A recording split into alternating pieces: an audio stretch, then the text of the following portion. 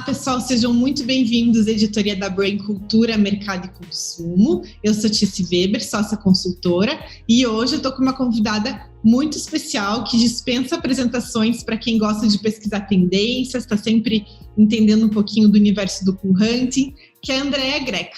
A Andréa Greca é fundadora da Berlim, ela é professora em diversas instituições, é jornalista, pós-graduada em cool hunting, estudou em Barcelona, estudou em Londres também, mídia de moda, jornalismo de moda e cool hunting, e hoje ela vai bater um papo aqui com a gente.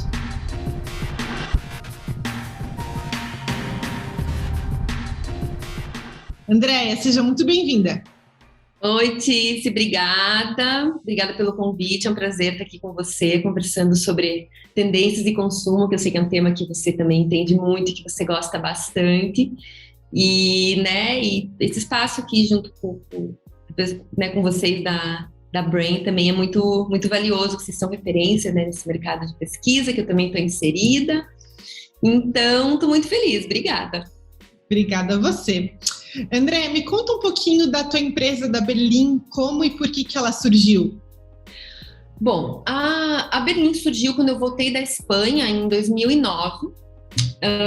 Eu tinha feito essa pós em cool hunting e investigação qualitativa de tendências. Eu estudei lá 2007 e 2008 e daí 2009 eu voltei para cá. E aí eu assim, no momento da minha pós, eu vi que eu queria trabalhar com isso, que eu tinha nascido para fazer isso, assim, porque é um trabalho que tem muito a ver com a minha formação original, que é em jornalismo, como você comentou, e tem muito de investigação, tem muita questão, né, das fontes, de encontrar padrões, de entender os porquês das coisas. Eu sou uma pessoa extremamente curiosa, inquieta, eu adoro saber um pouco de tudo que está a meu alcance. E aí eu voltei com isso em mente, né, que eu precisava trabalhar com isso. E aí eu resolvi abrir a empresa e fui bastante desencorajada no começo, porque imagina, 2009, 12 anos atrás, pouquíssimas pessoas tinham ouvido falar em pesquisa de tendências, né, no Brasil. Tanto que eu cheguei a ir para São Paulo, recebi algumas propostas de emprego, mas eu não queria morar lá, eu queria morar em Curitiba mesmo, né, que é a minha cidade. Então, depois de ficar bastante tempo fora, eu não queria passar perrengue, eu queria voltar para minha casa, perto da minha família, na minha cidade, onde eu conhecia as pessoas, onde tinha contatos e tal. E aí abri a empresa e sem saber das dificuldades, dos desafios, né, que me esperavam pela frente, né, comecei a trabalhar, dar curso para mostrar um pouco do que era cool hunting para as pessoas, para que as pessoas se interessassem pelo tema, que eu sou suspeita para falar, mas é um tema muito bacana, muito legal. E os cursos começaram a dar super certo, e a partir dos cursos vieram os clientes, e os projetos foram acontecendo, e estamos aí há 12 anos já trabalhando com isso, se transformando junto com o mercado de pesquisa se transformou bastante, né, Tizi? Uhum. Com o advento do digital, tudo isso, mas é isso, assim, é assim que surgiu, e é assim que espero que a gente prossiga aí nos próximos anos. Eu sou igual você. Quando eu fui morar fora, deu um tempo, eu voltei correndo. Eu falei, eu quero a minha casa, a minha cidade, chega. Todo mundo fala, ai, não quer ficar mais tempo. Eu falo, eu não. Para onde você foi? Eu morei na Itália, eu amo, assim, de paixão, assim, eu amo de paixão, foi incrível. Mas, assim, não tem lugar igual a nossa casa, né? Enfim, pelo menos para mim, o apego emocional e a proximidade é muito forte, assim. Eu acho que quando a gente está distante, seja em outro país ou outra cidade, tem um sentimento de vulnerabilidade, né, muito maior. Mesmo que você more sozinha, que você seja independente, enfim, qualquer coisa que acontecer, assim, falta aquela rede de apoio, né, mas foi esse sentimento, assim, que você falou. Falta. Eu voltei mais porque eu não consegui trabalho lá, assim, nessa área que eu queria trabalhar. E começou a crise lá de 2008, né? Aí a Espanha ficou muito mal. E aí eu voltei para passar o Natal no final de 2008 e eu achei que meu pai tinha envelhecido muito, sabe? Nesse ano que eu fiquei sem vê-lo. E aí aquilo me pegou, assim, falei, eu preciso estar aqui, preciso estar com eles, assim. E aí foi uma conjunção de fatores. E aí voltei e também não me arrependo nem um pouco, né? Agora fico pensando, agora nessa situação que a gente está. Mas não, a vida de imigrante, por mais que eu tenha cidadania italiana, tudo, mas a vida de imigrante brasileiro ainda na Europa, ela é bem desafiadora, sabe? Você vai ter sempre trabalhar o triplo, né? Você vai ser sempre uma pessoa de fora, por mais que você fale o idioma, por mais que você tenha um passaporte, você vai ser de fora. E como isso faz diferença, assim, nas pequenas coisinhas, né? Você vai ser sempre, na Espanha, la brasileña, a brasileira.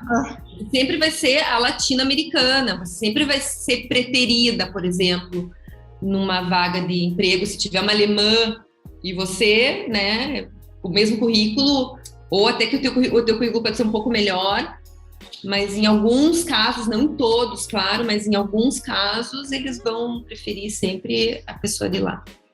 E o Brasil estava num momento muito bom naquela época, e aí vim e foi ótimo, e agora estamos aí, né, sobrevivendo e lutando. Sobrevivendo, exatamente. Chegar vivo é a meta. Exatamente. André, assim, principalmente eu acho nesse momento de pandemia, a questão dos relatórios de tendência, o pessoal falando de tendência, teve um estouro muito grande, né, teve um boom muito grande do tema, mas eu sinto que falta, assim, muitas vezes um pouco da raiz e da onde vem, entender um pouquinho mais com profundidade. Eu queria que você contasse pra gente, então, pensando nisso, um pouquinho dessa história das tendências, pra gente ter um pouco mais de propriedade sobre o assunto, né? Sair daquela superficialidade disso, daquilo, e de relatório, de modismo, que acaba muitas vezes nos engolindo, né? Olha, a história das tendências, eu não sei se eu sei, mas eu sei a história do cool hunting, não sei se me interessa. Eu acho que é uma história bem legal. Bom, o termo cool hunter, até onde a gente sabe, até onde eu sei, né, com as minhas pesquisas, ele foi cunhado pelo Malcolm Gladwell, aquele escritor que, para quem não conhece, fez um livro que é essencial para todo mundo que trabalha com tendências, que se chama The Tipping Point, ou o ponto de virada. Ele era jornalista do New York Times e ele tinha uma amiga que trabalhava para Converse, aquela marca de tênis, né, que faz o All Star. E aí ele falava com ela e ela cada dia tinha que ir para um lugar diferente em Nova York, conversar com pessoas completamente aleatórias, mas sempre focado em jovens, né? E ele falava, meu Deus, o que essa, né? Olha o trabalho dela, ela tem que ir lá para o Brooklyn, na época que Brooklyn não era cool, né? Os skatistas, ela tem que ir para o Bronx, ela tem que ir para lugares completamente inusitados, né? Acho que eu vou acompanhá-la, então, numa pesquisa dessa. E aí ele ficou super encantado, e aí ele escreveu um artigo que se chama, vou até colar aqui que eu anotei, que eu não sei o nome exatamente, se chama The Cool Hunt, Who Decides What's Cool? Né? É The Cool Hunt, quem decide o que é cool. Certos garotos em certos lugares, mas só os Cool Hunters sabem quem eles são. Então, é um artigo que está disponível, se alguém quiser buscar no Google, vai encontrar. E aí, acredita-se, né, atribui-se ao Malcolm Gladwell a criação do termo cool hunting. Mas a pesquisa de tendências já vem de antes, né? A grande precursora da pesquisa de tendências pode ser considerada a Faith Popcorn, que é uma americana de Nova York também, que em 91 lançou um livro que é seminal para pesquisa de tendências, que se chama O Relatório Popcorn, onde ela cunhou o termo cocooning, que é uma super... A gente até conversou sobre isso, né? No inbox do Instagram.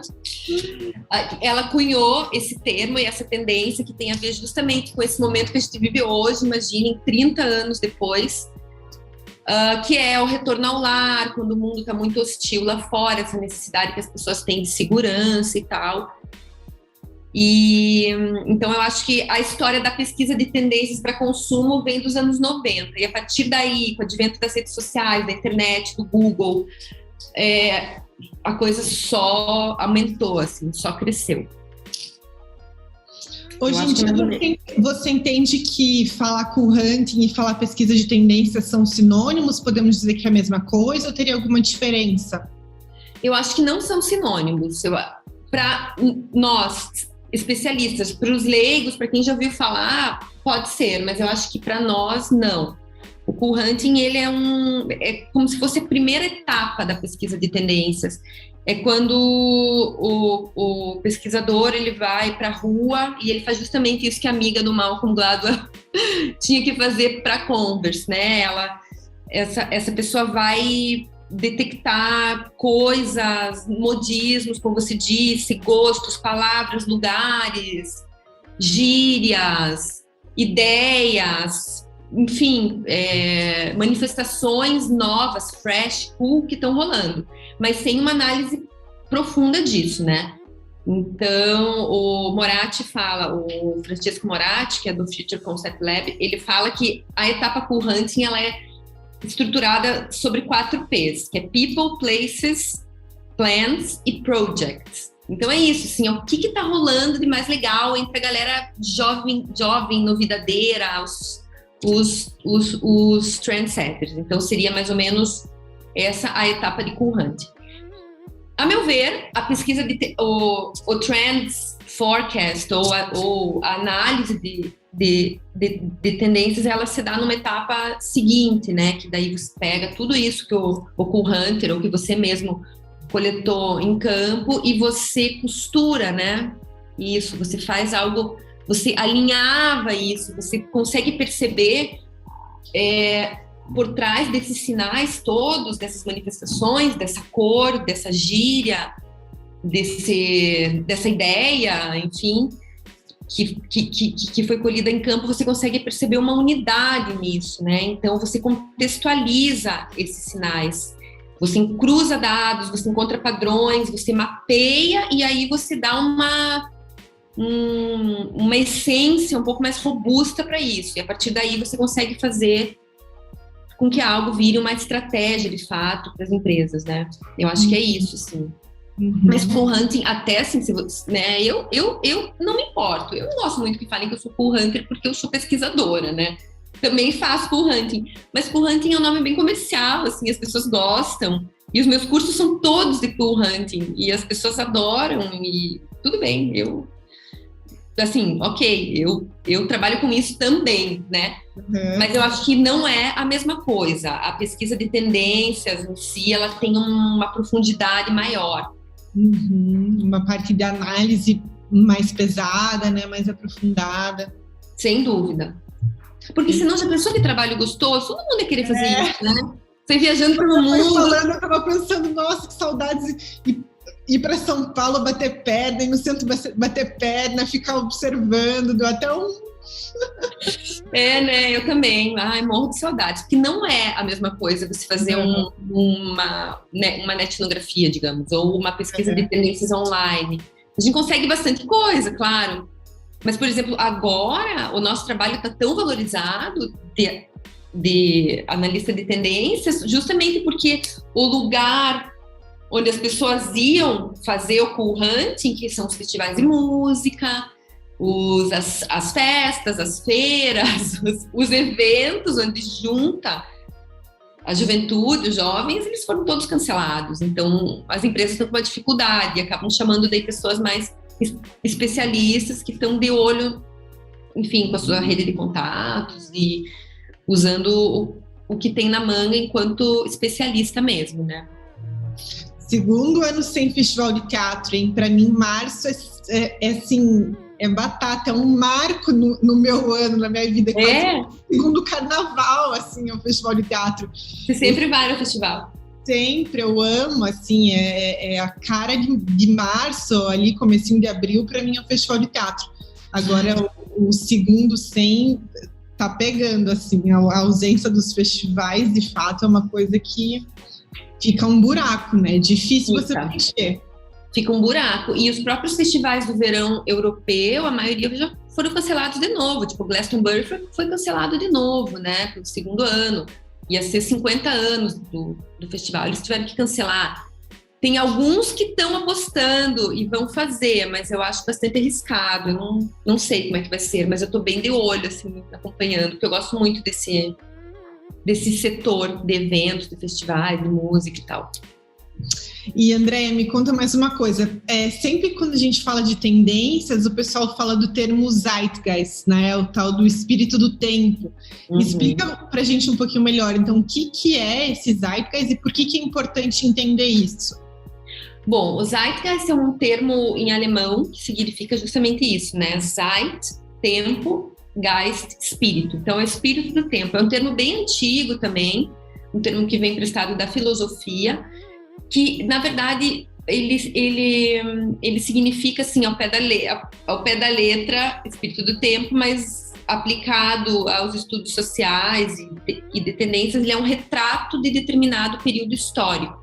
Então, ele é muito utilizado para a gente falar sobre décadas. Então, por exemplo, qual que era o Zeitgeist nos anos 70? Quais eram os valores importantes daquela época? Então, dá para falar o quê? Liberdade, a questão do movimento hippie, paz e amor, né? Tudo aquilo. Nos anos 80, já muda bastante, já é outro Zeitgeist nos anos 80. Os anos 80 a gente já começa a ver o quê? A ascensão do capitalismo selvagem, os yuppies, aquele movimento de Nova York, né, de Wall Street e tal, a mulherada entrando com força no mercado de trabalho. Então aí a gente vê os anos 80, esse era o Zeitgeist. Nos anos 90 já muda mais um pouco, já começa a popularização da tecnologia, enfim, de várias coisas. E é assim que a gente estuda. Então, é um conjunto de mentalidades emergentes que representam um claro retrato da sociedade em determinado período de tempo. É isso que é o Zeitgeist. É assim que a gente estuda. É a nossa moeda de estudo, né? Quem pesquisa tendências está sempre fazendo seus mapas do Zeitgeist. E, assim, num âmbito mais estratégico, mapear o Zeitgeist é importante para a gente conseguir entender quais são as forças invisíveis que estão movendo o consumo, gostos das pessoas, e aí a gente consegue desenvolver estratégias a partir disso. Então é mais ou menos isso. Tá bom, perfeito. André, nossa conversa de hoje vai ficando por aqui. Para quem gosta desse tema, desse assunto, tem mais na semana que vem, então convido vocês aqui a curtirem o vídeo e nos acompanharem na semana que vem. André, brigadão. Obrigada a você. Beijo, obrigada.